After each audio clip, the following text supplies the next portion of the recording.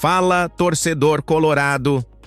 No vídeo de hoje, temos duas histórias que mexem com os bastidores do Inter.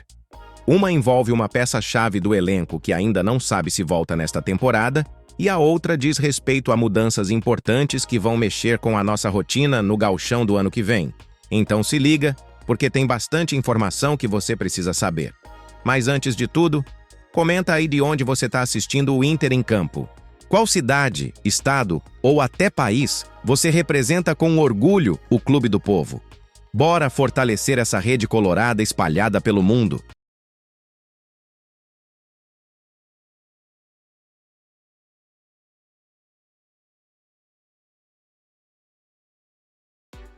Vamos começar falando sobre uma das peças mais importantes e, ao mesmo tempo, mais ausentes do elenco colorado em 2025, Sérgio Rochet. Contratado no ano passado com status de titular absoluto, o goleiro uruguaio ainda não conseguiu uma sequência consistente com a camisa do Inter. E não é por falta de qualidade, não. O problema tem sido a parte física mesmo. Só nesta temporada, Rochet entrou em campo 15 vezes pelo Inter, além de outras 3 partidas pela seleção uruguaia. Neste momento, ele está fora de combate, se recuperando de 2 problemas físicos: uma fissura no pé e uma nova cirurgia na mão, que ainda é reflexo daquela fratura que ele sofreu contra o Flamengo logo na estreia do Brasileirão. Ou seja, o azar veio em dobro. De acordo com o jornalista Leonardo Moll, da Bandeirantes, o goleiro já se recuperou da lesão no pé e a tendinose no joelho está controlada. Até aí, boas notícias. Só que o grande entrave ainda é a mão operada. O Inter está aguardando a consolidação do osso, já que as placas que foram colocadas na cirurgia inicial foram retiradas. Até que isso esteja resolvido, nada de treino com bola. E diante desse cenário, começa a se desenhar uma possibilidade real, a de que Rochet não volte a jogar em 2025. A comissão técnica ainda não bateu o martelo, mas a tendência é que o uruguaio só volte em 2026. Isso, claro, se o processo de recuperação não tiver nenhum atraso ou intercorrência. Enquanto isso, quem assumiu a bronca foi o Ivan Quaresma, que ganhou a vaga depois dos erros cometidos por Antony. Ivan entrou e vem sendo bastante elogiado pela torcida, principalmente pela regularidade e pelo ritmo de jogo que conseguiu adquirir nos últimos meses. Ele pode, inclusive, encerrar o Brasileirão como titular, caso Rochet realmente não tenha tempo hábil para retornar. Vale destacar que, mesmo com essa indefinição, a diretoria não pretende interferir nas decisões do técnico Ramon Dias. Se Rochet estiver liberado pelos médicos e o treinador entender que ele deve jogar, a troca será feita. Afinal, o goleiro uruguaio, além da qualidade técnica, é um dos líderes do vestiário, ao lado de nomes como Gabriel Mercado e Alan Patrick. Olha, o Rochet é, sem dúvida, um dos melhores goleiros que o Inter contratou nos últimos anos. Mas, infelizmente, o físico dele não tem colaborado.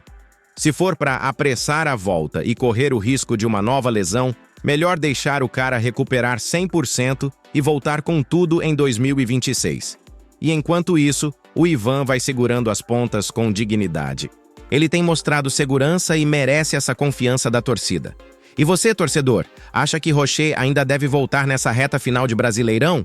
Ou é melhor preservar e focar em 2026? Comenta aí o que você acha dessa situação.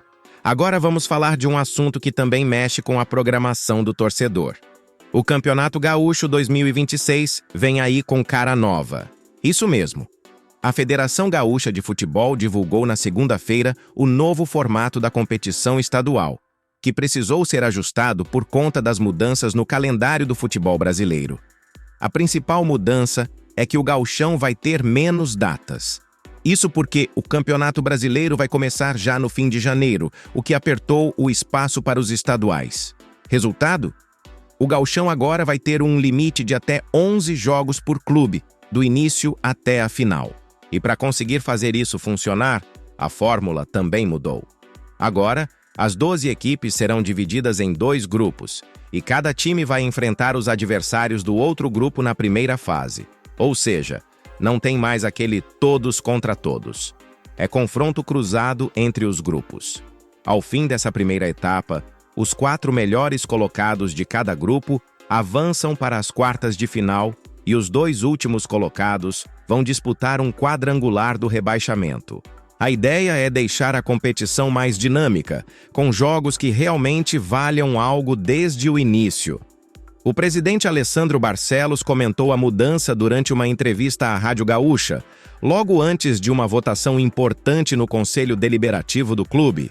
Ele disse que a evolução do calendário nacional exigiu adaptações e que a federação fez o possível dentro do novo cenário. Segundo Barcelos, a evolução do calendário brasileiro fez com que a federação tivesse que adequar as datas e mudar a fórmula do campeonato de forma que contemplou aquilo que é possível. Nós viemos aqui para corroborar com as decisões que foram tomadas. Questionamos algumas questões mais simples, pontuais, mas acho que ficou de bom tamanho. E ele ainda revelou que, embora a tabela completa ainda não tenha sido divulgada, o Inter já sabe quem serão os adversários dentro e fora de casa. Segundo ele, a FGF tomou o cuidado de equilibrar as distâncias, algo que sempre pesa nesse tipo de torneio regional. Sinceramente, acho uma mudança bem-vinda.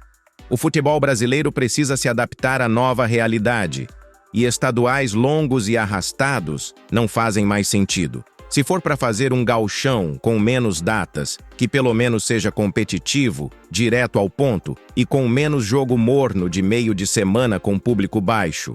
E esse novo modelo parece ir nessa direção. E aí, torcida? Curtiram esse novo formato? Ou acham que o gauchão perde charme com menos datas e grupos separados?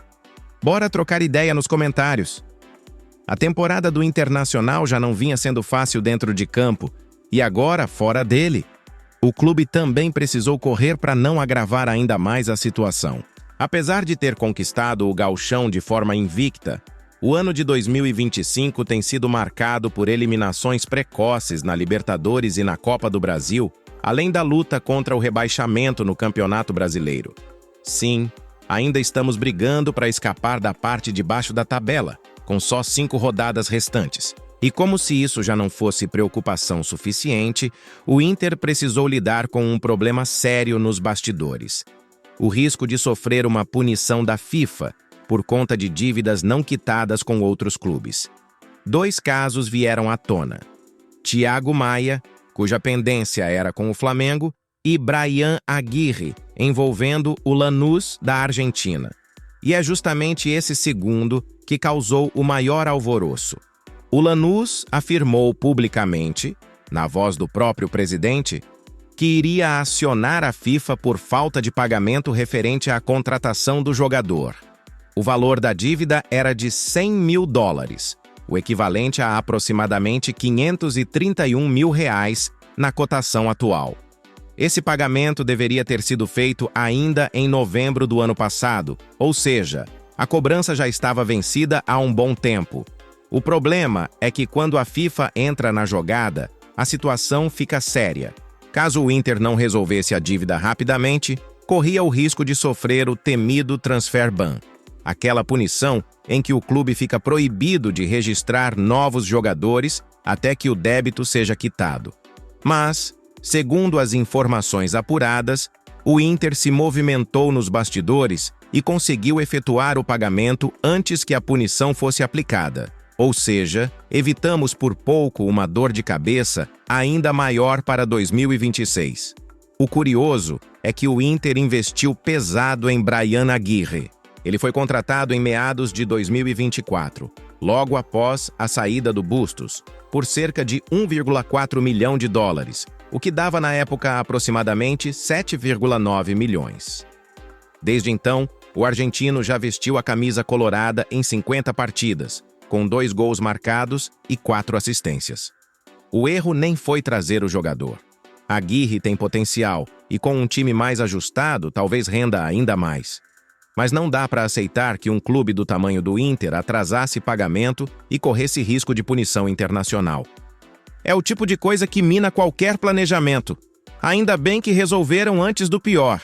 Agora eu quero saber, você acha que a gestão do Inter está deixando a desejar nesse tipo de situação? Ou esse tipo de atrito acontece com todo grande clube e faz parte do jogo? Comenta aí a tua opinião. Enquanto o Inter tenta apagar incêndios fora de campo, um nome conhecido dos bastidores voltou a circular entre torcedores nas redes sociais: Léo Bittencourt. Sim, o meia-atacante brasileiro que há anos atua na Alemanha e que já foi especulado no Beira-Rio anteriormente. Para quem não lembra, no início de 2024, surgiram informações de que o Internacional estaria interessado em Bittencourt, que atua como um típico camisa 10 no Werder Bremen. Na época, a negociação não andou, já que o clube alemão não queria liberar o jogador e o Inter também tinha outras prioridades de mercado. Só que agora a história pode ser diferente. Em entrevista ao canal GOAT, que transmite jogos do campeonato alemão, o próprio jogador revelou que está aberto a propostas para retornar ao Brasil em 2026. Abre aspas para ele: "É meu último ano aqui. Já são 7 anos e agora está acabando. Quero ficar com esses momentos. Ainda não sei para onde vou, mas penso no Brasil." O contrato de Léo Bittencourt com o Werder Bremen vai até a metade do ano que vem, e como o vínculo está próximo do fim, a tendência é que o clube alemão não coloque obstáculos para uma possível saída. Isso torna o jogador uma opção viável e até acessível financeiramente para clubes brasileiros, inclusive o Inter. E por que o nome voltou à tona agora? Justamente porque o Inter ainda precisa de reforços de meio-campo criativos, especialmente se quiser montar um time mais competitivo e ofensivo em 2026. Bittencourt, além de ter bagagem internacional, se encaixa no perfil técnico e tático que o Inter sempre buscou para a função de armador. Sinceramente, eu acho uma movimentação que vale ser considerada. O cara tem experiência, jogou em uma das ligas mais difíceis da Europa e ainda está inteiro fisicamente. Pode não ser uma contratação bombástica, mas seria uma adição inteligente ao elenco, ainda mais se vier sem custo de transferência. Mas agora eu jogo a bola para você. Você acha que Léo Bittencourt encaixaria bem no time do Inter? Seria uma boa trazer ele em 2026? Ou é melhor apostar em nomes mais jovens ou revelações da base? Quero ver sua opinião nos comentários. E é isso, família colorada.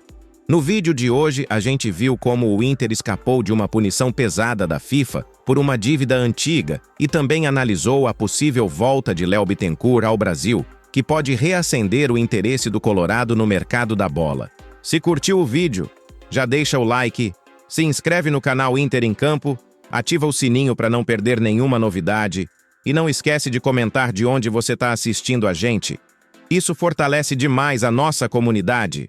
A gente se vê no próximo vídeo, sempre de olho em tudo que acontece no nosso Clube do Povo.